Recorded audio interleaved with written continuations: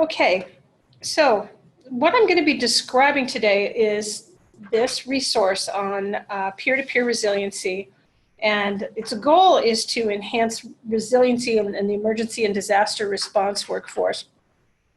And that's what the focus is. And it's via delivery of material peer-to-peer, which means responder to responder.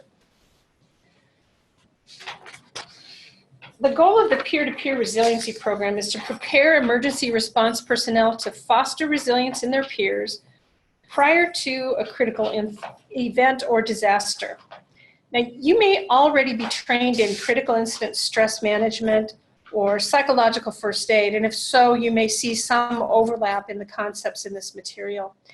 Even though this training provides a great deal of information that will help a responder be supportive to peers, it is not sufficient alone to prepare anyone to serve as a quote-unquote peer counselor. However, it does position responders to provide reminders after a critical incident or disaster about the resilience skills that are included in the material. The curriculum is segmented in 9 modules addressing critical skills that can increase personal resiliency. And the 10th module prepares responders to return to the work setting and share these skills with other responders. Now, each module is short and designed to take back to the workplace and present it as is or in a modified format. For example, in newsletters or in the small 1 or 2 minute pieces at meetings. Anyone using the material is encouraged to make notes about how to get this information across to their peers in ways that are appropriate for the agency or department culture. And that goes for not only fire or rescue, but also healthcare providers. There are different cultures in different departments, and you want to make sure that, that the material is adapted for your culture. Now, you can easily access the full curriculum through the Nebraska Disaster Behavioral Health website. That is at disastermh.nebraska.edu. It's located under the Training and Education tab. And I've provided a shortened URL on this slide that will take you directly to the training material that I'm talking about today.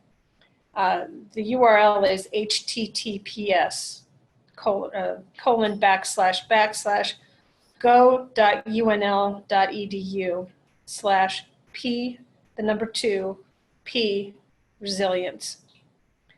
Now, this site includes a training guide and PowerPoint slides with notes for each module. And the training guide is particularly helpful because it includes helpful hints on ways to present the material and handout examples that can be used instead of the slides.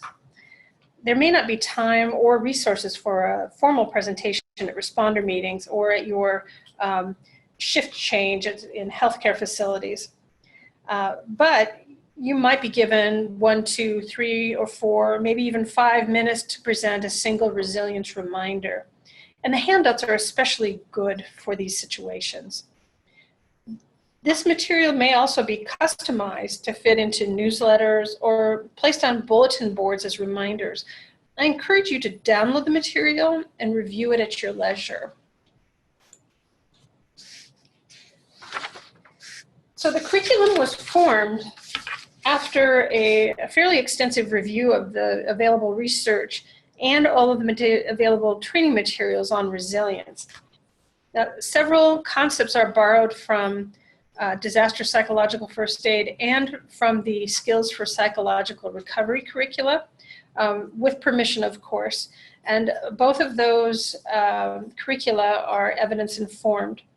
And the peer-to-peer resilience curriculum is informed not only by evidence, but it's based on what we know to date about resiliency and those people who are in response positions, whether it's in healthcare, law enforcement, etc. A full set of references are available at the end of the training guide. The material itself is designed to foster resilience, which is very different from recovery. When we talk about recovery, we're talking about trying to heal damage that's occurred from some event or fall, looking at how long it will take to recover from the injury or what treatments are needed to return to the state of health that you had before the event. So the term recovery implies that some degree of illness or injury is present for a period of time, and it may require treatment before returning to the same level of emotional or psychological health that you had before the event or trauma. The term resilience, however, reflects the ability of people to maintain relatively stable mental functioning throughout the course of events. Now, resilience refers to getting back up after the fall or injury. It may mean that there are some highs and lows, but for the most part, the fall does not impact your approach to life. This is a very important distinction because this curriculum does not address recovery. It addresses resilience. The peer-to-peer material maintains the assumption that building resilience creates protections from psychological injury. Now, your organization or responder organizations already do this to some extent, both formally and informally, in training programs for new personnel. So skills are taught in a classroom setting, and then responders or healthcare providers are often paired with experienced peers who look out for them and mentor them.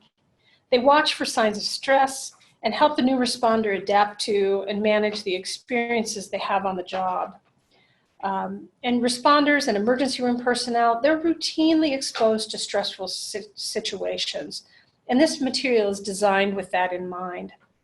The curriculum is organized around 10 areas, and each is designed for delivery in 20 to 50 minutes. The training guide contains an introduction with helpful hints on room setup, how to present to adults, and how to organize your presentation. Each module includes notes for presenters for every slide, potential handouts, excuse me, and suggestions for delivering the message in a variety of ways. For example, the presentation could be delivered in one sitting or a couple slides at a time, depending on time constraints. The presenter could opt not to use slides at all and instead just talk about the concepts that are reinforced with handouts. There are also suggestions for discussion and role plays, and the person delivering the message is encouraged to deliver it in ways that are culturally acceptable to their department. These are examples of very small sections that I just pulled out of the material.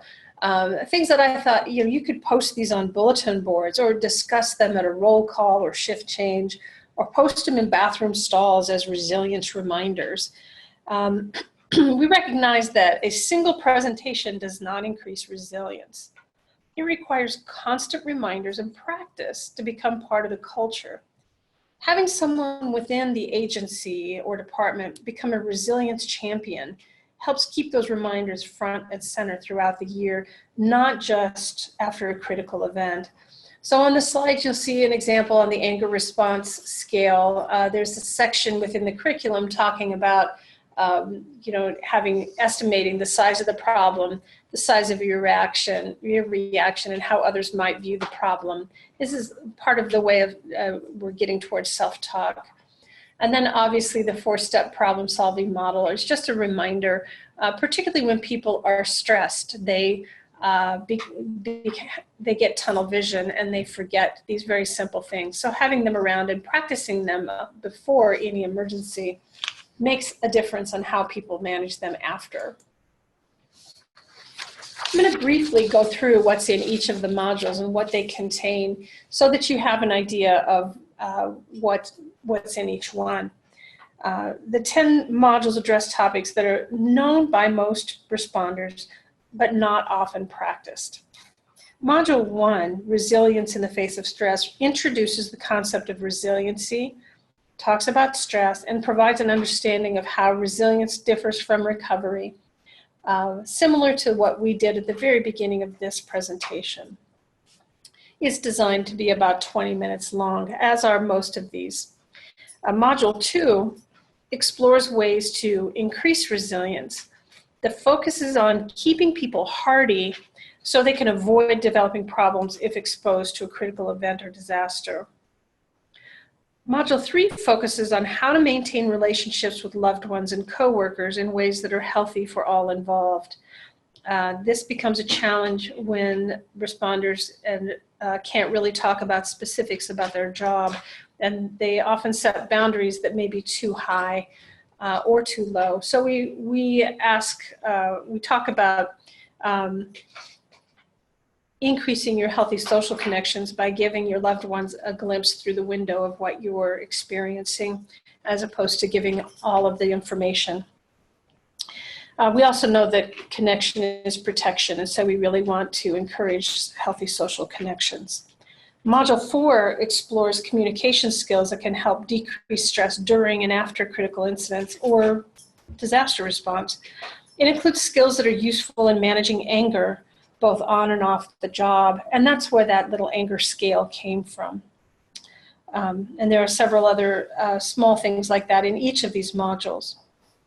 Module 5 describes self-help techniques that are sometimes forgotten in the midst of helping others, and it's a good reminder for self-care. In Module 6, it really does provide a bigger picture and coping strategies to keep in mind during more large-scale events. It explores how disasters and mass casualty events are different than critical incidents responders often encounter during their day-to-day work. Module 7 on self-talk provides basic information about helpful thinking.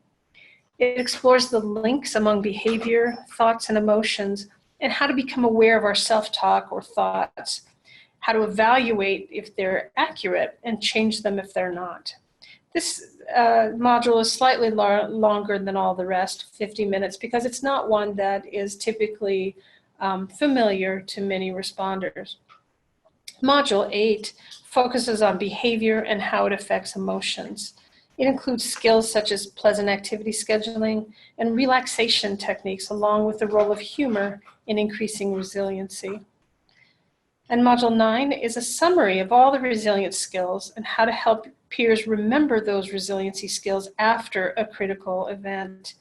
It also includes basic skills to use when helping a peer who may be thinking of suicide. And Module 10 provides helpful information about how to disseminate this information from the other modules to peers in natural settings, such as meetings, newsletters, etc.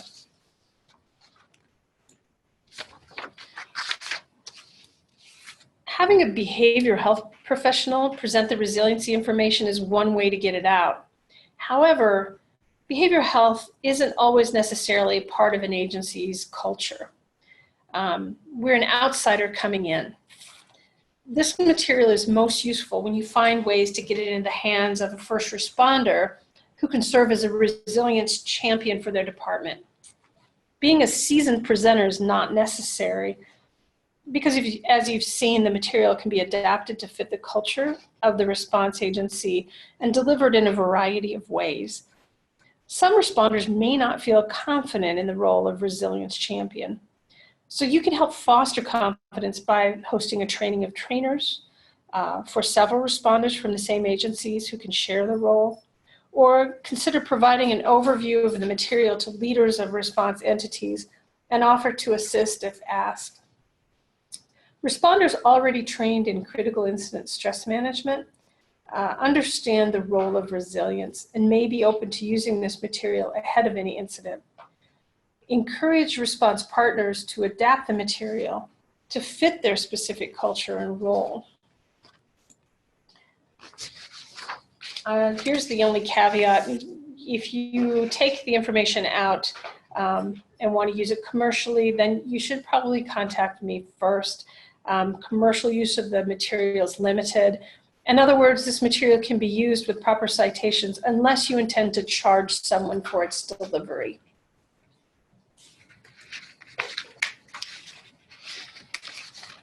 Before we move to questions, I invite you to consider attending the 2018 Great Plains Disaster Behavioral Health Conference on July 20th in Omaha at the Downtown Hilton. This year's theme is Building Resilient Communities. And speakers include Dee Dee Bennett, who's addressing diversity and resilience, Peter Gudaitis, who's head of the National Interfaith Disaster Network, and he'll be talking about building resilience on a national scale. Brian Houston will talk about what was learned about building resilience after the Joplin tornado. And then, of course, we also have David Carter, who is speaking on ethics, which will be helpful. This training is appropriate for behavioral health, first responders, medical professionals, emergency management, healthcare, and public health and faith leaders. So please consider attending. The registration is on the Disaster Mental Health website at disastermh.nebraska.edu. At this time, I would like to open it up for questions. And I am going to unmute everybody. And please feel free. Actually, I'll mute you unless you want to be unmuted. So if you have any questions, I'm open to any questions or comments.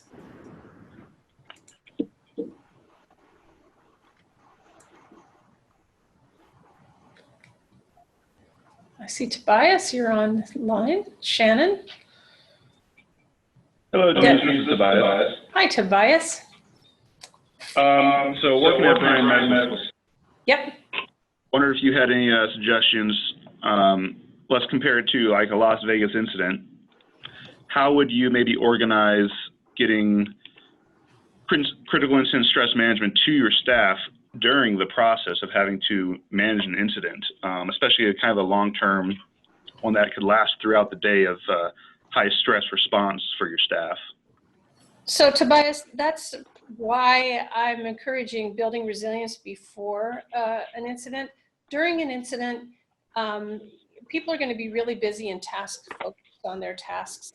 So building resilience ahead of time allows people to help each other. So if you build a culture where you're giving information about how to be resilient, about stress management, about how to talk to each other when, and counter negative thoughts, etc., relaxation, all those things are important.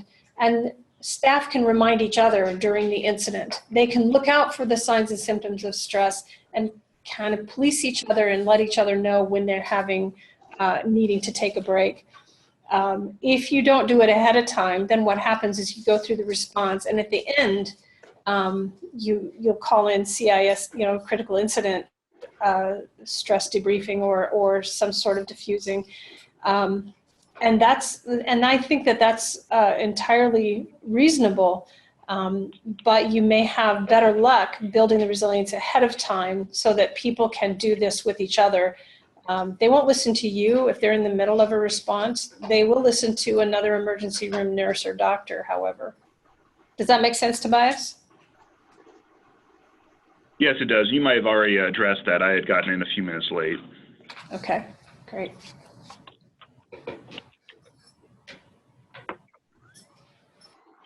Other questions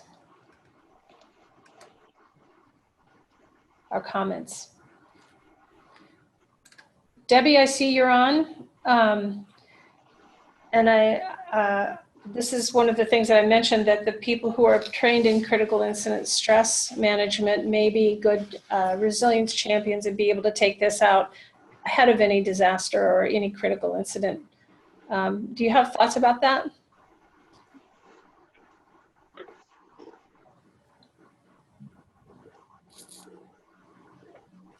I think she's talking, but we can't hear her. No, I don't think so. No? Debbie's not talking. She stepped away. Okay. Other questions or comments?